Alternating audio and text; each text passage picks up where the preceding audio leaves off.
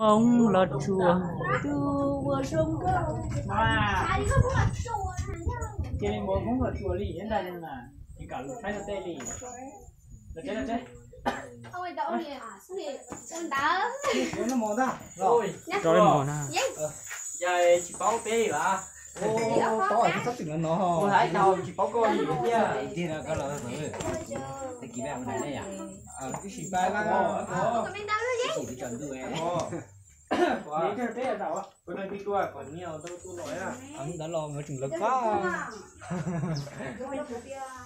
chỉ báo coi gì nào coi gì được đâu điều thông tư nè có cái gì tôi chỉ bỏ thôi nào có chỉ lọt thế không lo thầu lo một thầu chỉ thành ra cô lì trái thì chỉ là tôi chỉ không có đi thì chỉ là tôi trái thì không có ăn chụp hình luôn tàu cao thế là không có ra đã cũ nó hát tổ là dù chỉ chụp ảnh mới chơi thầu qua như bên kia chúng ta mà thầu ta nói chỉ trả lo không nhiều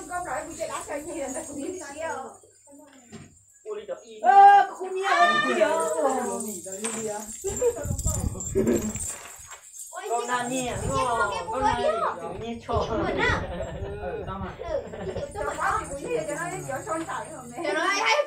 để vô kiểu cho mà để vô kiểu đấy con này nhỉ nó chế con có chặt tả con này nhỉ tiêu lấy về gần này con này nhỉ kia dính mà chế nữa không là với gì nó chơi vô cho nên nó ơi bỏ qua bỏ chúng ta đi à còn đấy còn lỏng nó con chế em đỏ chế có cho à để nó lên cho không như tả chiều có màu gì thì chúng ta tả ra cũng nhiều luôn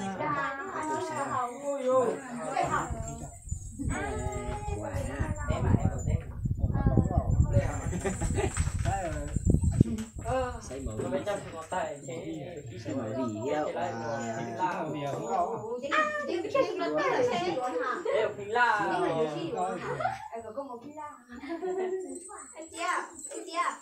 cái túi thon đó là tháp của này phải đi nữa nè lại ư chúng có đang ngồi ra rồi cùng đến tận trên thành bị cả rồi bé nó đi này thì là tạm sao không để nên là đi chơi để phải chọn đu đầu của chị phải chọn đu đầu của chị nó ít chỉ cái chọn đu này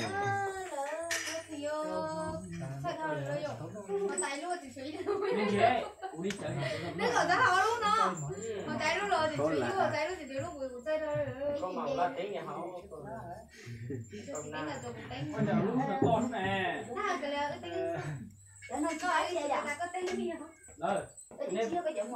nên nhà chợ cho chị và thích chưa ba chợ ra cái nhà nó nên mới chia giải là chia ra cho con chơi dài kém vậy nên chơi không được phải gì cái nó kè kia nó cái hiện tại là kè chứ chính phủ số tiền sẽ nói cho một cái gì bao giờ cái là còn là chỉ tao thua lại rồi có phải nó lo được ra giờ làm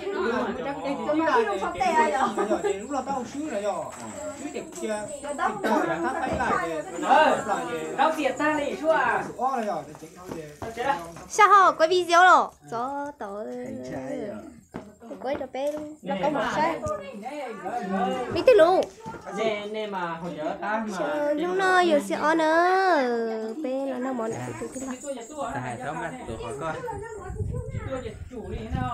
cú có bọc cú hết rồi nó là tỏ này đi ha cho nên cô chúng ta cho nên chuyện chỉ tuổi cái này đi chơi đi chụp rồi đi giờ cái nó bây giờ tiếng rồi chơi đi đi rồi chắc là cho nó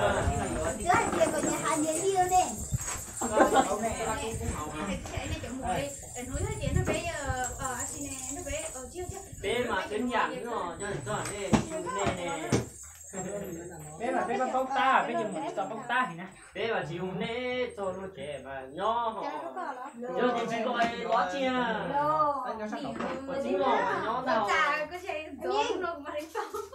Ta nó không gì đâu. Ba đi rồi. Cái tàu xe, nếu ta tự ý người này còn đi thôi, cái tàu xe ba thôi quá nhiều. Ba người được thôi, Cái gì? Cú gì không ta? Đúng rồi. Hào chưa này? Hào chưa? Nếu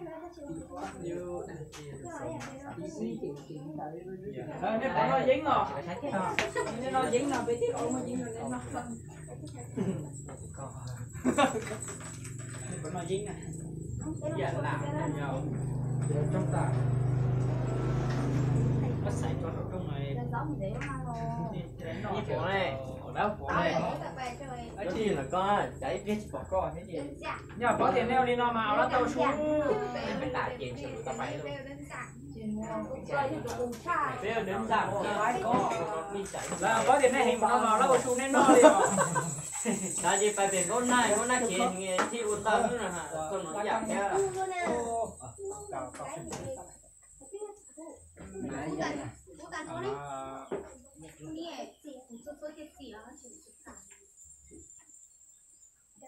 Cô không hậu như vậy. Chả cứu đây cũng chạy chạy gì. Chào tay rồi. Hậu gì à? Bạn đã lâu à? Đã lâu tôi chùi dù mấy bác kia nào. Cho cái nhãn cái đó. Chuối rau nhá, cái đó. Để sao tao ăn được có. Được sao rồi? Chỉ chỉ sao rồi cũng Cho cái cái là có xả luôn à? ta xả rồi. Ta xả nó chi gì rồi. Chỉ chỉ sao ha. Bé nào không ạ? Đã chỉ kiểu đấy đơn giản thôi. Cái như đơn giản như là cái một cái không. Đã tiêu giờ, hậu tài chỉ hậu tạ này rồi. Hậu tạ. Trông coi bé nhảy phải sao không? Sẽ tại nhảy. Hai đồng. Mua tới sao tung rồi.